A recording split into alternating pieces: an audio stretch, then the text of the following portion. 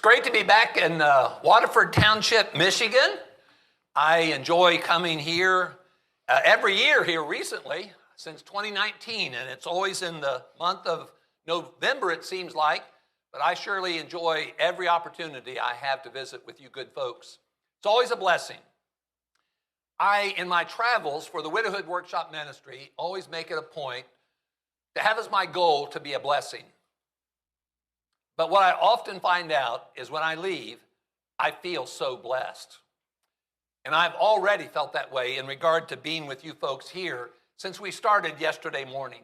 And I want to thank those who contributed a good, significant part of their life yesterday morning to be here and to think out loud together with us about some things that have to do with our families.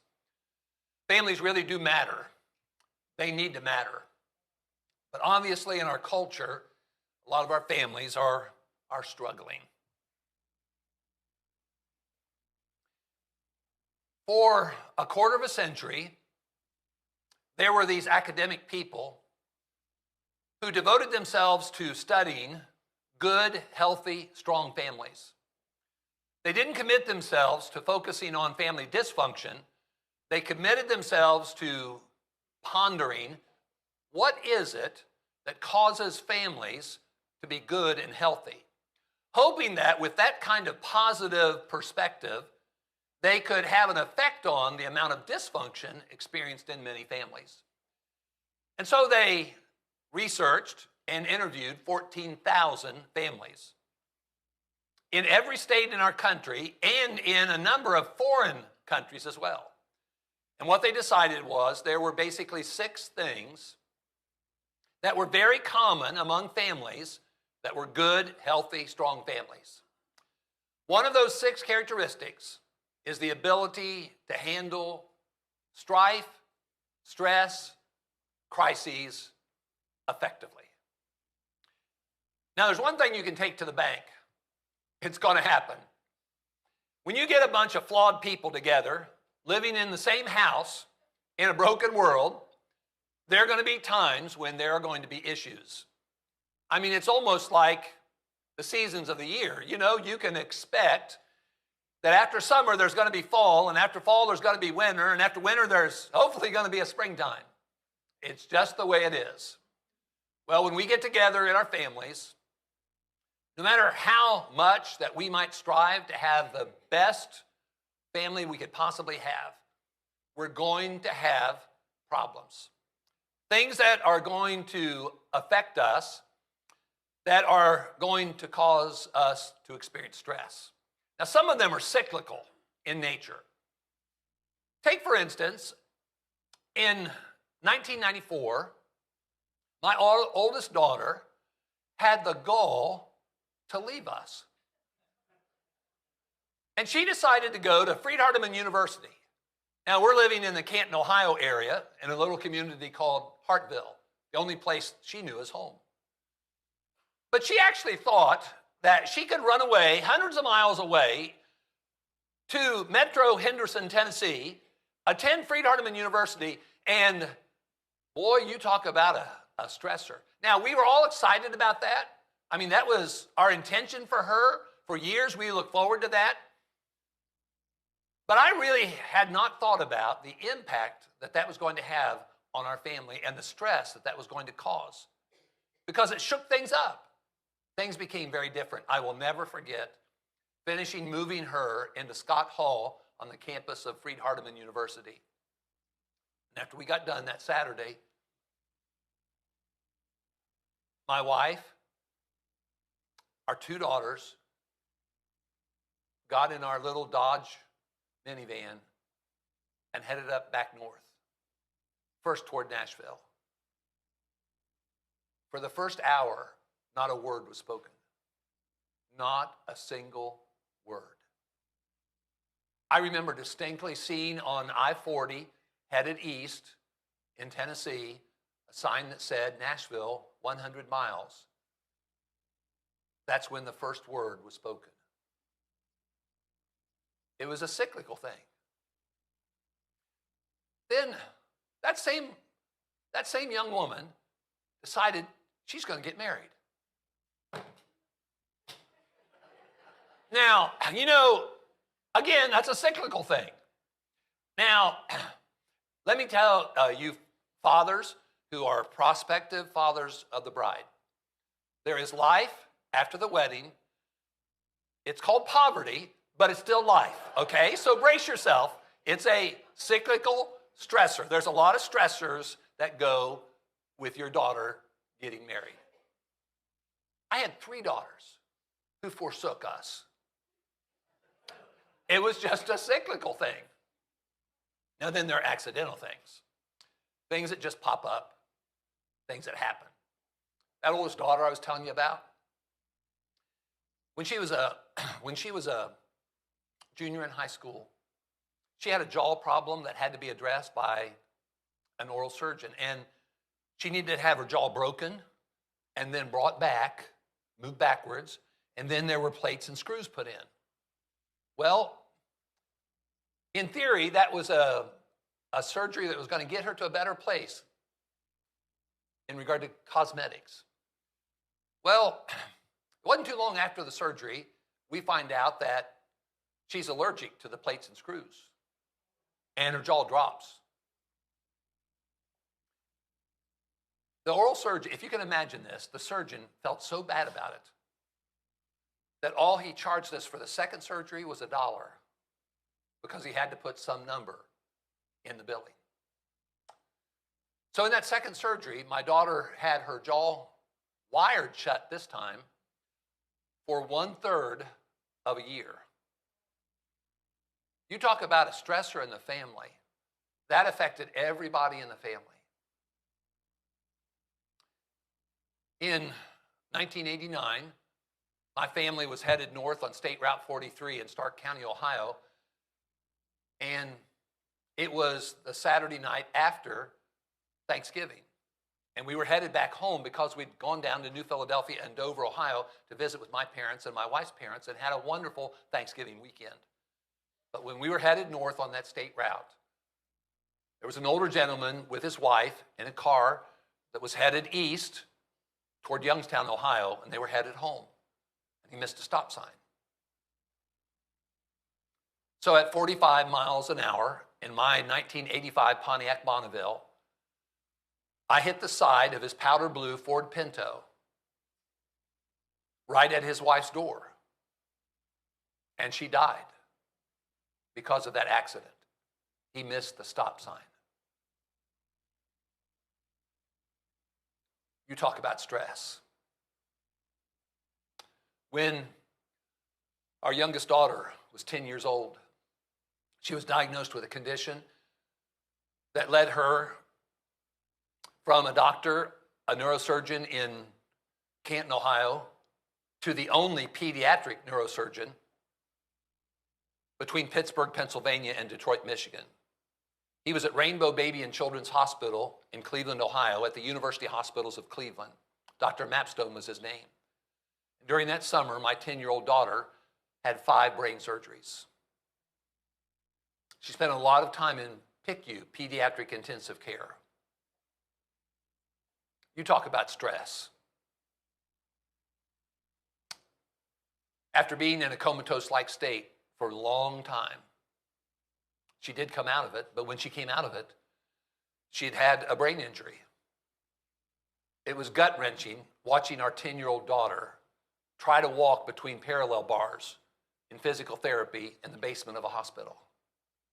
She had to learn to feed herself again. I could go on and on. But there are things in a family that, they're cyclical and they're going to cause stress, or they're accidental and they're going to cause stress. The things that we experience in life are going to affect us. And in our families, when an individual in a family experiences some sort of thing that causes them stress, it's going to have a ripple effect throughout the whole family. Dr. Nick Stenay and his wife Nancy, a brother and sister in the Lord, have done some great work in regard to marriage and family. They have a volume called Loving and Caring, Always and Regardless. And in that book, there's a chapter about marriages and families dealing with stress. The bad news is that stress can kill us. It can diminish the quality of the life of our families. And we can't get away from it. The good news is we don't have to succumb to stress. We can take action to manage it. Strong families have discovered some tactics for dealing with stress that have proved to be successful. There's a long list of things. I'll just rattle off a bunch real quickly. Weddings and vacations can be stressful. Deaths, finances, behavioral issues with children and grandchildren, pregnancy, unexpected pregnancy out of wedlock. Christmas, brace yourself for the stress. A move, a relocation, a surgery, a job loss. How long could we make the list? The reality is we are going to experience stress. What causes stress are the circumstances that we experience, whether cyclical or accidental. What is most important is our reaction to those circumstances.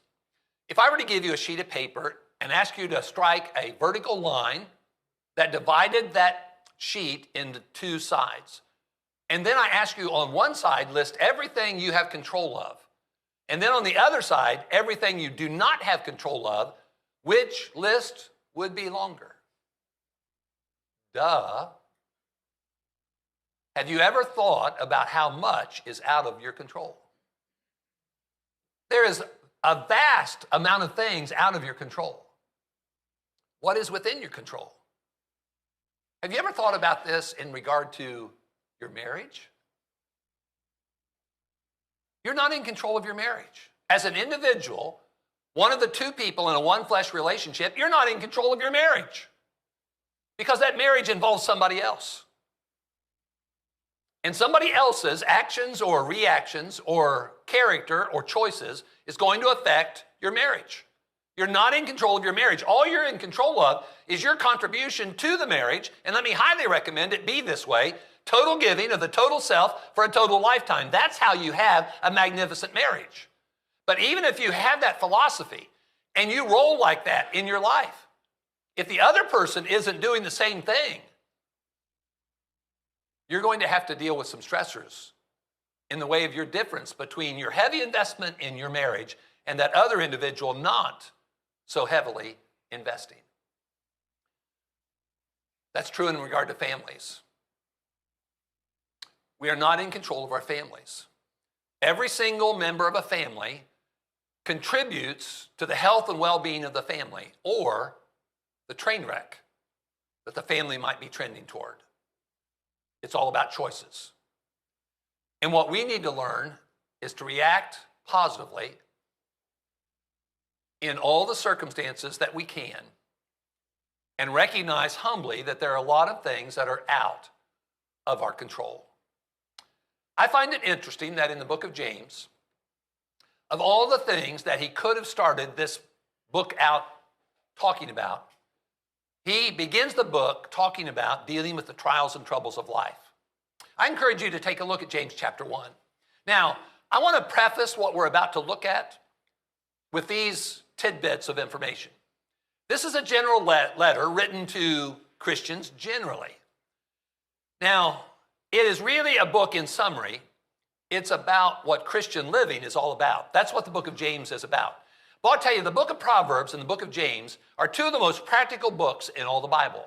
I would really encourage all of us to spend more time in both of those books on a regular basis because there are principles and truths in those two books that can help us with practical everyday relationships, practical everyday stressors. Now, James could have started this book out in talking about prejudice and bigotry, but he doesn't. That's a subject dealt with later. He could have started this book out talking about taming the tongue and how difficult that is, but he didn't. He dealt with that later. He could have talked about in this book about the issues that we have within us and the strife and the wars that go on within us that we struggle with, but he didn't. He talked about that later. He could have talked about a lot of things, but I find it interesting in a book about what Christian living is all about, the very first thing he talks about right out of the chute is dealing with the difficulties and trials of life. Now, with that in mind, James chapter 1, starting at verse 1. James, a bondservant of God and the Lord Jesus Christ, to the 12 tribes that are scattered abroad, greetings. My brethren, now, stop right there. 16 times in this book, now this is only 5 chapters, 16 times in this book is the word, some form of the word brethren or brother. One thing we need to realize in regard to our lives when we're Christians, and we have a Christian family, that we need to treat one another like brothers and sisters in the Lord. When I was married for 41 years, more important than my wife, Ruth Ann was my sister in the Lord first. Because that's an eternal relationship. Marriage is not. He begins by saying, my brethren. Now, if I were raised in the South, I've only had to tolerate the South for a few years. If I were raised in the South, I would have said, my brethren, hey, y'all, count it all joy when you fall into various trials. That's crazy. To think that, notice the word trial is plural, trials. He says, he even inflates that concept when he says various trials. Now stop and think about our families. And those things I reeled off there, those number of things that in our families cause us stresses. Some greater stressors than others. But we have there's all kinds of trials that we can deal with. When my wife was in her early 50s, she was diagnosed with Parkinson's disease. That health diagnosis significantly affected my family, significantly affected my marriage, put me in a caregiving journey that I didn't choose, but was a consequence of a choice that I made to marry her and be faithful to her until death do us part. Her health condition dramatically affected my life, her life, and the lives of my children and their husbands and their children.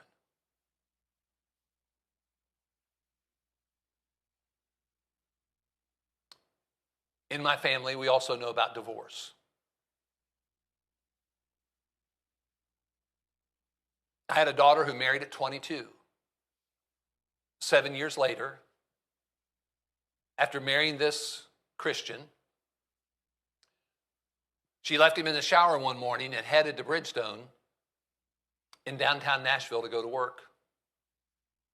And when she came home that day, everything of his was gone. The only thing of his was left was the wedding ring on the dining room table. That significantly impacted her at age 29.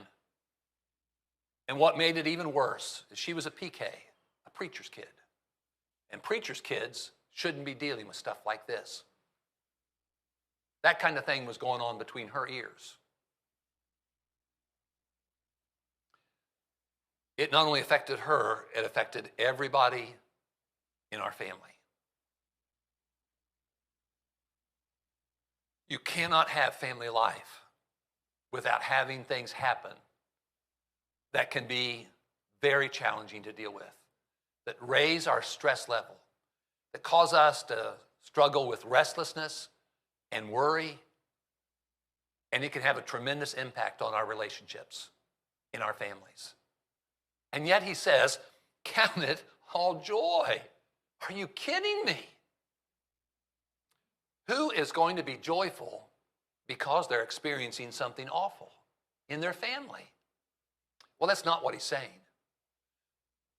Note here in the context what he's talking about. My brethren, count it all joy when you fall into various trials, knowing that, now he's going to explain why you can be joyful when you're going through various trials. How could that possibly be? Knowing that the testing of your faith produces patience. The word patience there can also be translated endurance. It's a Greek word that could be used to describe a plant that was more tolerable and able to endure rough weather. Now, I'm no botanist, and I'm not very good with plants, but I've been to some nurseries and I've noticed this phraseology in regard to some plants, hardy mums. Now, I've never seen a sign yet that said non-hardy mums. But hardy mums. Now, I get the impression from that they must be able to endure some struggle in the weather better than a regular mum or some other plants. That's what this Greek word would be used to describe like a hardy mum. Endurance, patience. What's going to cause you to be better and stronger at dealing with difficulties in your life? Difficulties in your life is the answer. Now, don't go praying for difficulties in your life just so you can be better, stronger, and wiser. I do not recommend that. You don't have to pray for them. They're going to come anyway. Just prepare for them, okay? That's the reality of living in a broken world with flawed people. It's going to happen. The joy that we can have in the awful things that sometimes we experience in our personal lives and in our families is the fact that they can always be turned into a learning experience and a growing experience. Knowing that the testing of your faith produces patience, but let patience, verse 4, but let patience have its perfect work, that you may be perfect and complete, lacking in nothing. You're better because you've been through this trial than you were before. Now, I have a daughter and a son-in-law who are both DPTs. They're doctors of physical therapy. They live in Gainesville, Florida, and they have, by the way, if you're ever in Gainesville, Florida, and you need physical therapy, look up Kinetics. It's the name of their company. They have multiple clinics, and they're PTs. Now, PT does not stand for physical therapist. It stands for pain terrorists. That's what they are. If you've ever been to one, you know that. They are pain terrorists, I'm telling you. Why do they inflict that pain on you? You know, it's enough sometimes that you sometimes leave and think, I'm never coming back here. I can't stand this. Why are they doing that? To get you to a better place. Why does God let us experience some of the things that we've experienced? Why did God let Job go through everything he went through? I mean, God was on the throne, right? As a matter of fact, he was drawing the lines and he demanded Satan color within the lines. You know, Satan said, Lord, if you mess with him, he's not going to serve you anymore. And the Lord said, Satan, if you want to mess with him, go right ahead, but don't you dare touch a hair on his head. And Satan wasn't satisfied after Job survived that. And Satan said, well, the problem is, Lord, you need to touch him. If you touch him, man, that'll bring him down. God said, I ain't touching him. If you want to, you go right ahead, but don't you dare take his life. The book of Job is not just about the problem of human suffering. It's about the sovereignty of God. God is on the throne. There's not a thing, not one single thing that you or your family has experienced that has not first passed through the hands of Almighty God. We need to realize that. In Daniel chapter 2, Daniel said, there is a God in heaven. And God help us to remind ourselves of that when we begin to question whether or not there's a God because we're hurting so bad. And we wonder, why has he let this happen?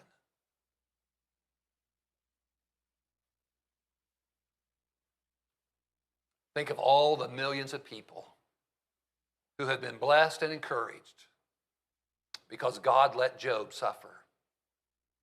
In the story of Job, think about how blessed in the end Job was.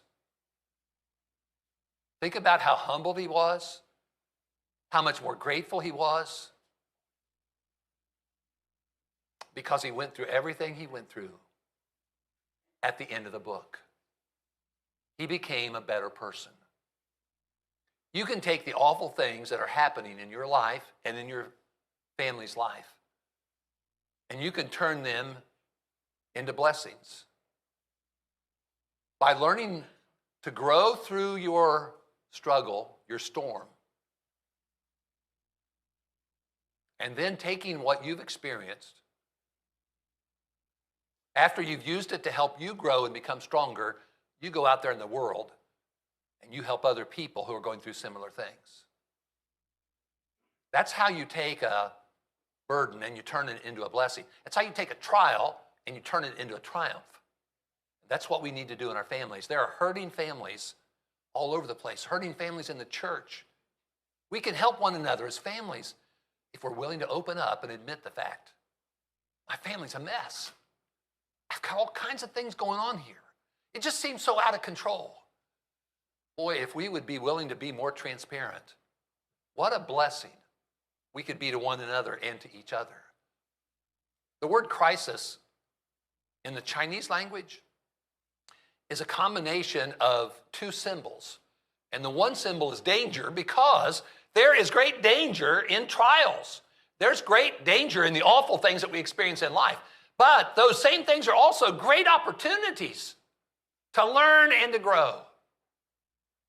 Caregiving for my wife for over 8 years was a growing experience. At times, yes, I cracked. I tanked. But during those 8 years, I learned a lot. I grew a lot. On Christmas morning of 2013, God let my wife die. I mean, couldn't he have been a little bit more gracious? How about a week before Christmas? Or how about after the first of the year? On Christmas morning, are you kidding me? Now, people who struggle with the holiday season because of some loss that has affected them, I can relate to them. I can sit and I can tear up with them. I can pray with them. I can comfort them in ways sometimes other people can't. See, what we've experienced in our families can be a great opportunity to help other families. But what we need to recognize, just like verse 5 says, we don't know everything and we need help. So verse 5 says, if any of you lacks wisdom, let him ask of God, who gives to all liberally without reproach, and it will be given to you. And you know where that wisdom comes from? Right here is a good place to start. Let God lead you and guide you through the storm that your family is experiencing. In Psalm 31, David is a mess. He's a train wreck. Read Psalm 31 starting at verse 9. He's like a broken vessel. He's at the end of his rope. I mean, he's about to snap. At the end of verse 3 of that psalm in Psalm 31, he cries out to God and he says, lead me and guide me. That's how we need to be in our time of great difficulty. I want to challenge all of us as we deal with our family stresses to realize that those family stresses, though we do not want them, and though they do present dangers for our family and could cause the family to fracture, those same things can draw us better together as a family and cause us to be stronger if together we're committed to the welfare of that family. Do not give up on any member of your family. Do not give up on your family. Don't be like the world. Hopelessness is not a healthy choice. Faith and trust is. If you're one who goes to YouTube periodically, You might plug in Casting Crowns and seek the lyrics of the song, I'll Praise You in This Storm. This morning, if there's someone here who's struggling because of something individually or in their family, I want you to feel free to come and share that. When I was in Seymour, Tennessee, there were two people that responded to the invitation that morning. The one came to my right, an older lady who was at the end of her rope because of caregiving. I wonder how many people in her church family knew that she was struggling with her caregiving until that morning. And then on my left was a young lady in her 20s who came forward, crying buckets of tears because her parents were getting a divorce. I wonder how many people in her church family knew what was going on in that young lady's life because of what was going on in their family. Don't be private to a fault. Be transparent. You're not the only one that's a mess in this room. I'll guarantee you that. We're all at times a mess. When we get together, we're a mass of a mess. Welcome to my world. Go ahead and come. And if you need to become a Christian, we'd love to help you be baptized into Jesus. Go ahead and come now. While we stand, let's sing.